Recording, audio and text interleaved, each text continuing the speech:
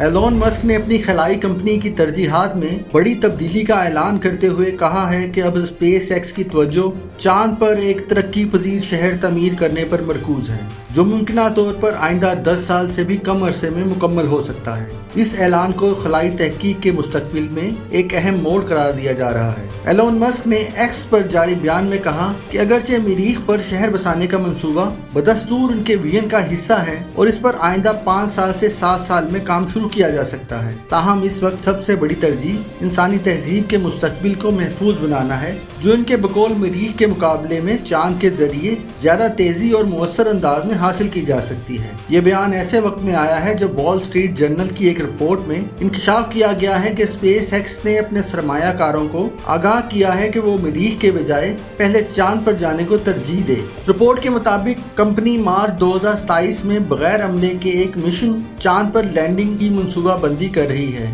جسے مستقبل کے بڑے منصوبوں کی بنیاد قرار دیا جا رہا ہے۔ گزشتہ برس تک ایلون مسک 2026 کے اختتام تک مریخ پر بغیر عملے کا مشن بھیجنے کی بات کرتے رہے، تاہم اب ان منصوبوں میں تبدیلی دکھائی دے رہی ہے۔ یہ پیش رفت ایک ایسے عالمی تناظر میں ہو رہی ہے جہاں امریکہ اور چین کے درمیان چاند پر انسانوں کو دوبارہ بھیجنے کی دوڑ تیز ہو چکی ہے۔ انسان آخری بار 1972 میں اپولو 17 مشن کے تحت چاند پر پہنچا تھا۔ ماہرین کے مطابق آنے والے برسوں میں چاند ایک بار پھر عالمی خلائی سیاست اور تحقیق کا مرکز بن سکتا ہے۔